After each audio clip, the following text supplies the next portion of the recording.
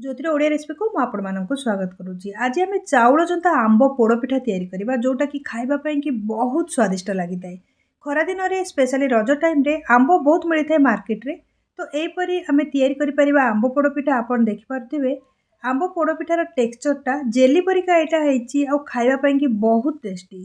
बिना जो बाहर आर्टिफिशियली फ्लेवर सबू ताकू न पकेकी आंबर रस पकेकी एटा को आम तैयारी करबा। चलतु रेसिपी आरंभ करवा।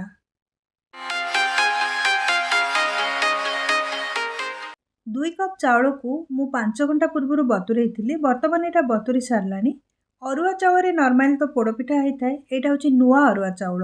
जदि आम नुआ अरुआ चाउल करुचे ताले पोड़पिठार टी अठा अंश बेसी आसे खाइबापी बढ़िया लगी था। 3 ରୁ 4 थर भल कि धोईकी पानी को आम बाहर करदबा। तापर चाउलटा को आम ब्लेंड करवा।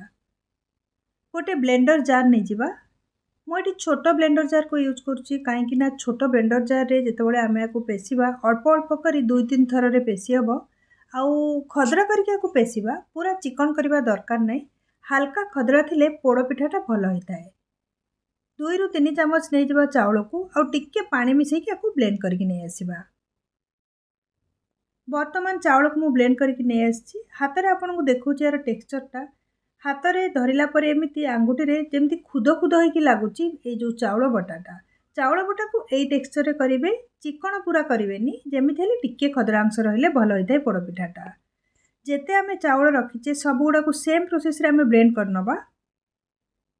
मु एठी 2टा आंब नहीं जाइची। को भी क्वालिटी रो आंब रे आपण पोड़पिठा तैयार करि परिवे कारण चाउल बटा रे हमकु मिसिया को पड़िबो आंबर जो रसटा को।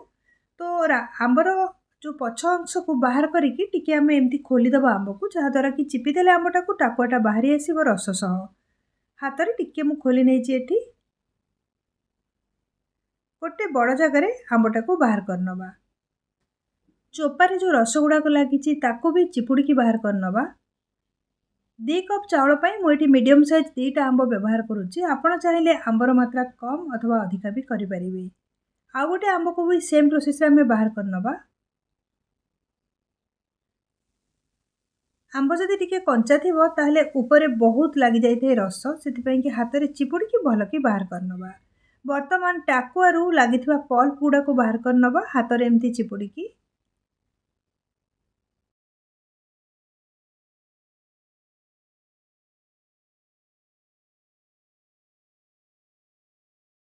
2टा आंबरू टोटाल एतिकी रस बाहरला।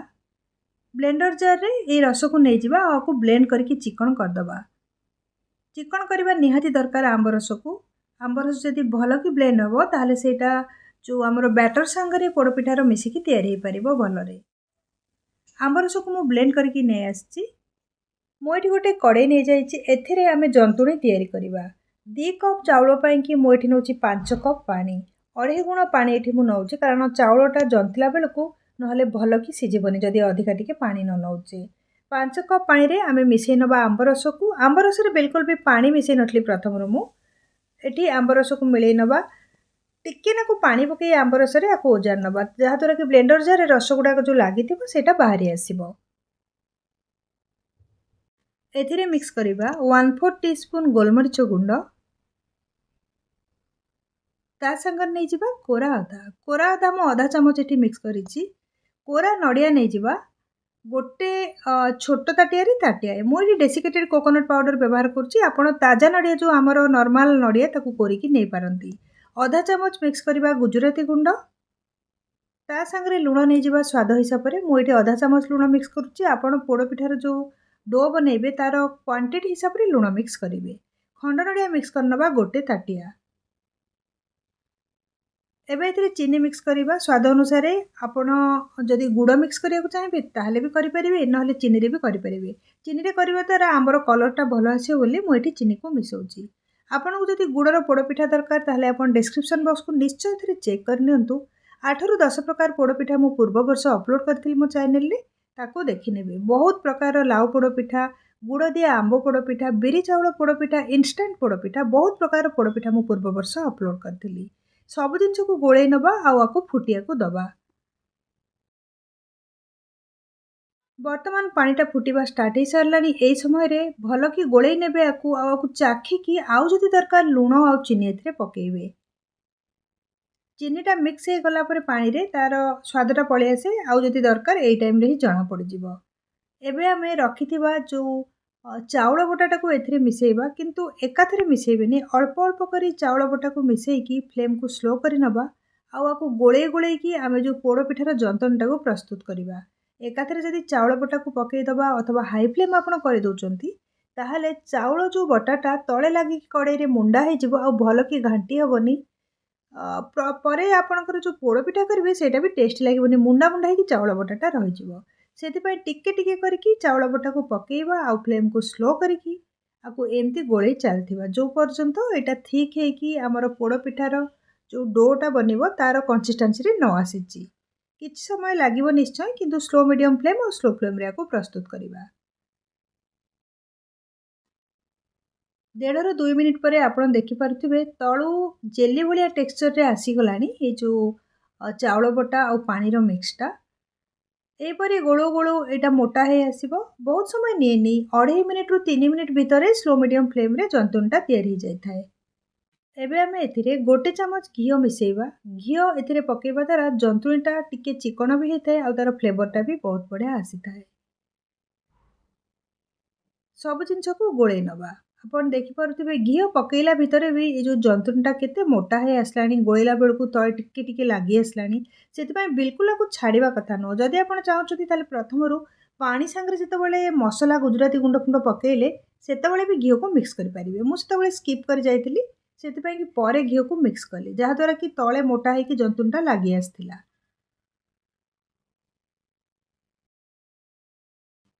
ବର୍ତ୍ତମାନ ପୋଡ଼ପିଠା ପାଇଁକି ଯନ୍ତୁଣୀଟା ତିଆରି ହେଇସାରିଲାଣି, ଆଉ ଆକୁ ଅଧିକା ଗାଢ଼ା କରିବା ଦରକାର ନାହିଁ। ଆପଣ ଦେଖିପାରୁଥିବେ କେତେ ବଢ଼ିଆରେ ଏଇଟା ହେଇକି ତିଆରି ହେଇଛି, ଏଥିରେ ଗୋଟେ ବି ମୁଣ୍ଡା ନାହିଁ। 8 ଇଞ୍ଚର ଏଇ ବେକିଂ ପ୍ୟାନ୍ଟାକୁ ୟୁଜ୍ କରିବା ପୋଡ଼ପିଠାକୁ ପୋଡ଼ିବା ପାଇଁକି।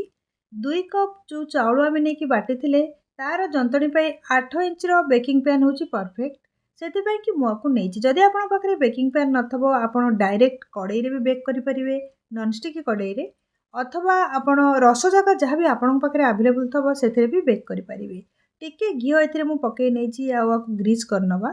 ଚାରିପଟ ଭଲରେ ଘିଅକୁ ବୋଳିଦେବା, ଯାହାଦ୍ୱାରା କି ପୋଡ଼ି ହେଲା ପରେ ପୋଡ଼ପିଠାଟା ଯେମିତି ଆରାମସେ ବାହାରି ଆସିବ ଏଇ ଯେଉଁ ପ୍ୟାନ୍ରୁ, ଭାଙ୍ଗିବ ନାହିଁ। ବର୍ତ୍ତମାନ ଏଥିରେ ଗୋଟେ ବଟର ପେପର ପକାଇବା। ଆପଣ ଚାହିଁଲେ ବଟର ପେପର ପକାଇ ପାରିବେ। ଯଦି ଆପଣଙ୍କ ପାଖରେ ଆଭେଲେବୁଲ୍ ନାହିଁ ବଟର ପେପର, ଖାଲି ବି ଯନ୍ତଣୀକି ପକାଇ ପାରିବେ। ନହେଲେ ଯଦି ଶୁଖିଲା ପତ୍ର ଅଛି ଯେଉଁ ଖଲି ପତ୍ର ତାକୁ ବି ୟୁଜ୍ କରିପାରିବେ। ତା ବଦଳରେ କଦଳୀ ପତ୍ର ବି ତାଜା ବାଲା ଏଥିରେ ପକାଇ ପାରିବେ। ମୋ ପାଖରେ ବଟର ପେପର ଥିଲା ସେଥିପାଇଁ ମୁଁ ଆକୁ ୟୁଜ୍ କରି ନେଉଛି। ଟିକେ ନାକୁ ଘିଅ ବଟର ପେପର ଉପରେ ଆମେ ବୋଳିଦେବା, ଯାହାଦ୍ୱାରା କି ପୋଡ଼ପିଠାଟା ପୋଡ଼ି ହେଲା ପରେ ବଟର ପେପରଟା ଯେମିତି ଛାଡ଼ିଯିବ ସେଥିରୁ। ସେଥିପାଇଁ ମୁଁ ଟିକେ ଘିଅ ଏଠି ବୋଳି ନେଇଛି। ବର୍ତ୍ତମାନ ଏଥିରେ ଯନ୍ତଣୀକୁ ନେଇଯିବା। ଯନ୍ତଣୀଟା ଆପଣ ଦେଖିପାରୁଥିବେ କନସିଷ୍ଟାନ୍ସି ବହୁତ ବଢ଼ିଆରେ ତିଆରି ହେଇଛି। ଖଡ଼ିକାରେ ଅଳ୍ପ ଅଳ୍ପ କରି ନେଇକି ତାକୁ ଚାମଚରେ ପୋଛିକି ବାହାର କରିକି ପ୍ୟାନ୍କୁ ନେଇଯିବା। ଯେତେ ବି ଯନ୍ତଣୀ ଆମେ କରିଥିଲେ ସବୁଗୁଡ଼ାକୁ ଭଲରେ କଡ଼େଇରୁ ପୋଛିକି ପ୍ୟାନ୍କୁ ପ୍ରଥମେ ନେଇଯିବା। ଯନ୍ତଣୀଟାର କଲର୍ ବି ବହୁତ ବଢ଼ିଆ ଆସିଛି, ଆପଣ ଦେଖିପାରୁଥିବେ। ଟିକେ ପାଣି ହାତ କରି ଉପରୁ ଥାପିକି ଏମିତି ଯନ୍ତଣୀକୁ ସାଇଜ୍ କରିନେବା, ଯାହାଦ୍ୱାରା କି ସାଇଡ଼୍ ଅଂଶ ଯେଉଁଟା ଖାଲି ଥିବ ସେଥିରେ ବି ଯନ୍ତଣୀ ଭରିଯିବ। ଚାରିପଟକୁ ବୁଲେଇ ବୁଲେଇ ସାଇଜ୍ କରିନେବା। ହାତରେ ଘିଅ କି ତେଲ ଜମାରୁ ଲଗାଇବେନି, କାରଣ ଯନ୍ତଣୀଟା ଗରମ ଥାଏ, ହାତରେ ଫୁଟକା ହେଇଯିବ। ପାଣି ହାତ ହେଇକି ଆକୁ ଥାପିବେ। ଏବେ ଆମେ ଆକୁ ବେକ୍ କରିବାକୁ ନେଇଯିବା। 15 ମିନିଟ୍ ପରେ କଡ଼େଇଟା ପ୍ରିହିଟ୍ ହେଇସାରିଲାଣି। ଏବେ ଆମେ ଷ୍ଟାଣ୍ଡ ଉପରେ ଯେଉଁ ପୋଡ଼ପିଠାର ପ୍ୟାନ୍ଟାକୁ ରଖିବା। ଆଉ ପୋଡ଼ପିଠାକୁ ବେକ୍ କରିବେ କମ୍ ସେ କମ୍ 45 ମିନିଟ୍ରୁ ଘଣ୍ଟେ ପାଖାପାଖି, ନହେଲେ ଠିକ୍ରେ ଏଇଟା ବେକ୍ ହେବନି, ସିଏ ବି ସ୍ଲୋ ମିଡ଼ିୟମ୍ ଫ୍ଲେମ୍ରେ। କେକ୍କୁ ଯେଉଁ ପ୍ରୋସେସ୍ରେ ବେକ୍ କରିଥାଉ ସେଇ ପ୍ରୋସେସ୍ରେ ଆକୁ ଆମେ ବେକ୍ କରିବା। କଡ଼େଇଟାକୁ ଘୋଡ଼େଇ ନେବା, କମ୍ ସେ କମ୍ 45 ମିନିଟ୍ରୁ ଘଣ୍ଟେ ପର୍ଯ୍ୟନ୍ତ ଆକୁ ବେକ୍ କରିବା ସ୍ଲୋ ମିଡ଼ିୟମ୍ ଫ୍ଲେମ୍ରେ। ମଝିରେ ମଝିରେ ଥରେ ଚେକ୍ କରି ନେଉଥିବା। ପୋଡ଼ପିଠାକୁ ପୋଡ଼ିବାର ଘଣ୍ଟେ ପାଖାପାଖି ହେଇସାରିଲାଣି। ବର୍ତ୍ତମାନ ଚେକ୍ କରିବା। ମଝିରେ ମୁଁ 2 ଥର ଆକୁ ଚେକ୍ କରିଥିଲି। ଆପଣ ଦେଖିପାରୁଥିବେ ସାଇଡ଼୍ଟା ଗୋଲ୍ଡେନ୍ ବ୍ରାଉନ୍ କଲର୍ ହେଇକି କେମିତି ଛାଡ଼ି ଆସିଲାଣି ପ୍ୟାନ୍ରୁ। ମଝିରେ ଗୋଟେ ଟୁଥପିକ୍ ଦେଇକି ଆମେ ଚେକ୍ କରିନେବା। ଟୁଥପିକ୍ଟା କ୍ଲିନ୍ ହେଇକି ବାହାରି ଆସିଛି, ମାନେ ପୋଡ଼ପିଠାଟା ବହୁତ ବଢ଼ିଆରେ ବେକ୍ ହେଇଛି। ଆକୁ ଥଣ୍ଡା ହେବାକୁ ଦେବା ଏବେ। पोड़पिठाटा ए रूम टेम्परेचर को पलि आसलानी आर कलरटा आप देखिपे केते बढ़िया दिशुची साइड्रे भी छाड़ी आसी पैन रहा ठंडा है पर आदि लगी जाइए पोड़पिठाटा सैड्रे ताहले आपण गोटे छुरी साहाय्य को बाहर करने ऊपर गोटे प्लेट रखिकी ओल्टे दबा पैन टाकू एबे पैन टाकू बाहर करनबा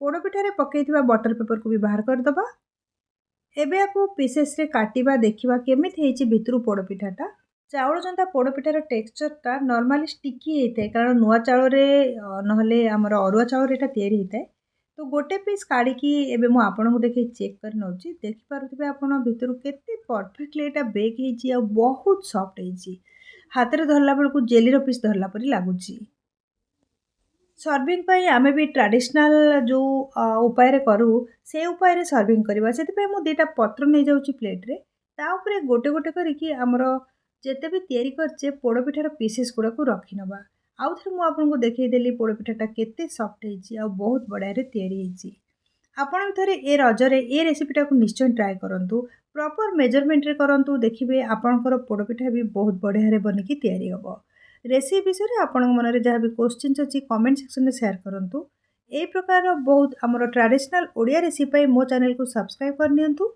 राइट साइड जो बेल आइकन अच्छी ताकू क्लिक करके ऑल नोटिफिकेशन बेल को ऑन करंतु जहाँद्वारा कि मु जो भी वीडियो अपलोड करी ता आपण मानक पाखरे नोटिफिकेशन रूप में पहुँची जिवो।